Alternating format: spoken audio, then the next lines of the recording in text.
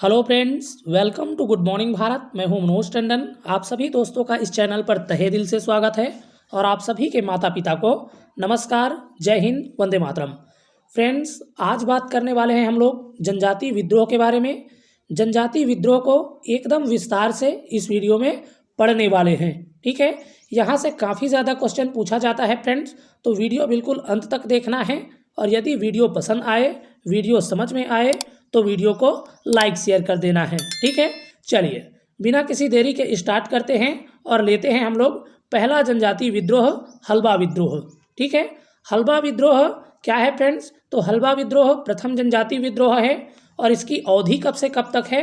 तो 1774 से लेकर के 1777 तक है। ठीक है, इसकी अवधि 1774 से 1777 तक है। ठीक है, हल्बा विद्रोह किस स्थान पर हुआ है फ्रेंड्स? तो हल्बा विद्रोह है वो बस्तर में हुआ है। ठीक है, इस विद्रोह के नेतृत्वकर्ता कौन थे? तो इस विद्रोह के नेतृत्वकर्ता थे अजमेर सिंह। ठीक है, और किस कारण से यह विद्रोह हुआ है फ्रेंड्स? तो अजमेर सिंह और दरियादेव के मध्य क्या है, उत्तराधिकारी का ये युद्ध था। ठीक है, उत्तराधिकारी के लिए हल्बा विद्रोह किया गया है। ठीक है, देखिए 1777 में अजमेर सिंह की मृत्यु हो जाती है। तत्पश्चात क्या है, यह विद्रोह समाप्त कर दिया जाता है। ठीक है, आपको याद रखना है कि ये जो हल्बा विद्रोह है ये चालुक्य राजवंश या तो फिर काकती वंश कहें, इसके पतन के लिए क्या है, उत्तरदायी है। ठीक है, साथ ही आपको एक और चीज़ याद रखना है कि क्या है, अंग्रेजों और मराठों के खिलाफ लड़ा गया यह प्रथम विद्रोह है। ठीक है, तो हल्बा विद्रोह से संबंधित इतने पॉइंट को आपको याद रख लेना है। ठीक है, चलिए आगे बढ़ते हैं और नेक्स्ट विद्रोह लेते हैं, परलकोट विद्रोह। परलकोट विद्रोह की अवधि कब से कब तक है फ्रेंड्स? तो 1824-1825 ईस्वी। ठीक है, 1824-25 में क्या है, परलकोट का विद्रोह हुआ है। ठीक है, इसके नेतृत्वकर्ता कौन थे? तो इसके नेतृत्वकर्ता थे गेन सिंह। ठीक है, और क्या है, यहाँ के जो राजा है उसको दो पदवी दिया जाता था फ्रेंड्स, दो उपाधि दिया जाता था। ठीक है, कौन कौन सी उपाधि है? एक तो आपका भूमिया राजा कहा जाता था और दूसरा बस्तर के जमींदार कहा जाता था। ठीक है, भूमिया राजा और बस्तर के जमींदार। ठीक है, देखिए इस विद्रोह का उद्देश्य क्या है फ्रेंड्स? तो अबुझमाड़ियों को शोषण मुक्त करने हेतु है। ठीक है, अबुझमाड़ियों को शोषण मुक्त करने हेतु यह विद्रोह किया गया था। ठीक है, इस विद्रोह में क्या होता है, गेन सिंह को फांसी हो जाती है। कब हो जाता है? तो 20 जनवरी 1825 को। ठीक है, और गेन सिंह को ही बस्तर का प्रथम शहीद कहा जाता है। ठीक है, तो इतना चीज आपको क्या कर लेना है, परलकोट विद्रोह से याद रख लेना है। ठीक है, नेक्स्ट विद्रोह लेते हैं, तारापुर विद्रोह। तारापुर विद्रोह की अवधि कब से कब तक है फ्रेंड्स? तो 1842 से 1854 ईस्वी तक है। ठीक है, और इस विद्रोह के नेतृत्वकर्ता कौन है?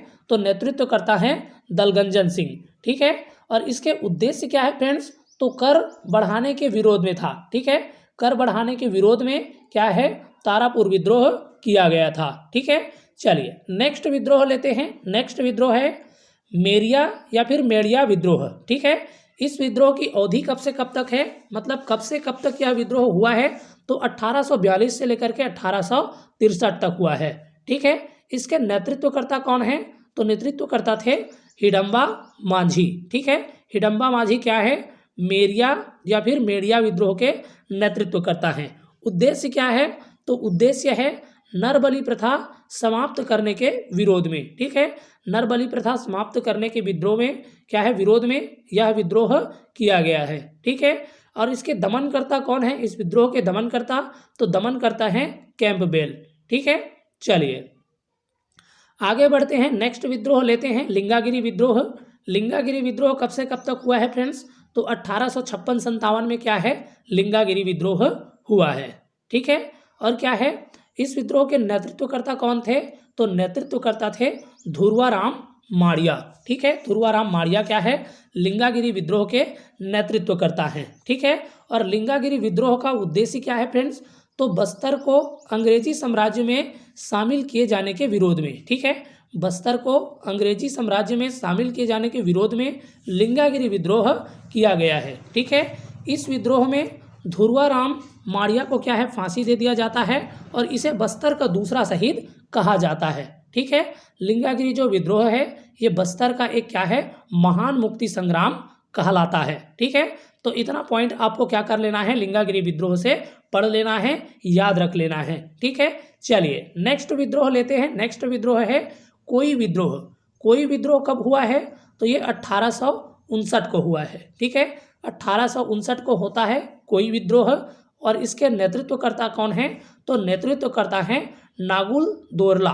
ठीक है, नागुल दोरला क्या है, कोई विद्रोह के नेतृत्व करता है। ठीक है, यह विद्रोह क्यों किया गया था फ्रेंड्स, तो साल वृक्ष की कटाई को रोकने हेतु। ठीक है, साल वृक्ष की कटाई को रोकने हेतु कोई विद्रोह किया गया है।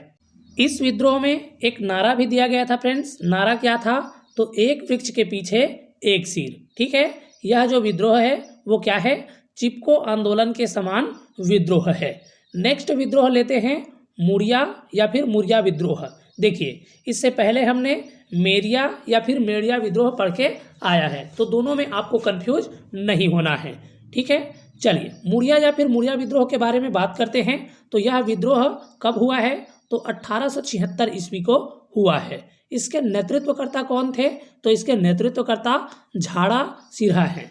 और इसके क्या है, कारण क्या था फ्रेंड्स, तो रुद्र प्रताप देव को सत्ता से हटाने के कारण क्या है, यह विद्रोह किया गया है। ठीक है, इस विद्रोह में एक प्रतीक चिन्ह भी था। प्रतीक चिन्ह क्या था, तो आम वृक्ष की टहनी था। आम वृक्ष की टहनी। इस विद्रोह में मुरिया जनजाति के लोग प्रमुखता से भाग लिए थे। ठीक है, तो इतना चीज आपको क्या कर लेना है, मुरिया विद्रोह से याद रख लेना है। चलिए आगे बढ़ते हैं, नेक्स्ट विद्रोह लेते हैं। नेक्स्ट विद्रोह है भूमकाल विद्रोह। भूमकाल विद्रोह कब होता है फ्रेंड्स, तो 1910 ईस्वी को होता है। इस विद्रोह का शासक कौन था, तो इस विद्रोह का शासक रुद्र प्रताप देव था। ठीक है, इसमें नेता कौन कौन थे फ्रेंड्स, तो इसमें नेता थे लाल कालेंद्र सिंह, रानी स्वर्ण कुंवर, कुंवर बहादुर सिंह और गुंडाधुर। ठीक है, और इसके नेतृत्वकर्ता कौन थे, तो नेतृत्वकर्ता था गुंडाधुर। ठीक है, और गुंडाधुर को ही बस्तर का जननायक कहा जाता है। यहाँ का दीवान कौन था फ्रेंड्स, तो दीवान था बैजनाथ पांडा। बैजनाथ पांडा क्या है, भूमकाल विद्रोह का दीवान था। उद्देश्य क्या है फ्रेंड्स, तो उद्देश्य है स्थानीय जनता की अपेक्षा शोषण, वनों के उपयोग एवं शराब बनाने पर प्रतिबंध का विरोध है। ठीक है, इसकी शुरुआत कहाँ से हुई है फ्रेंड्स, तो इस विद्रोह की शुरुआत क्या है, पुष्पाल बाजार से हुआ है। पुष्पाल बाजार से क्या है, यह विद्रोह प्रारंभ हुआ है। और इसका प्रतीक चिन्ह क्या था, तो प्रतीक चिन्ह है लाल मिर्च एवं आम की टहनी। ठीक है, लाल मिर्च एवं आम की टहनी क्या है, भूमकाल विद्रोह का प्रतीक चिन्ह था। ठीक है, तो ये था फ्रेंड्स जनजाति विद्रोह से संबंधित मोस्ट इम्पोर्टेंट पॉइंट। उम्मीद है वीडियो आपको पसंद आया होगा, हेल्पफुल लगा होगा। यदि वीडियो आपको पसंद आया है, हेल्पफुल लगा है, नॉलेजेबल लगा है, तो वीडियो को लाइक शेयर कर देना है और आगे इसी प्रकार की जानकारी के लिए चैनल को सब्सक्राइब कर लेना है। ठीक है, चलिए फिर मिलेंगे ऐसी ही वीडियो के साथ। तब तक के लिए स्वस्थ रहिए, मस्त रहिए और शानदार तरीके से, ज़बरदस्त तरीके से पढ़ते रहिए। ठीक है, नमस्कार, जय हिंद, वंदे मातरम।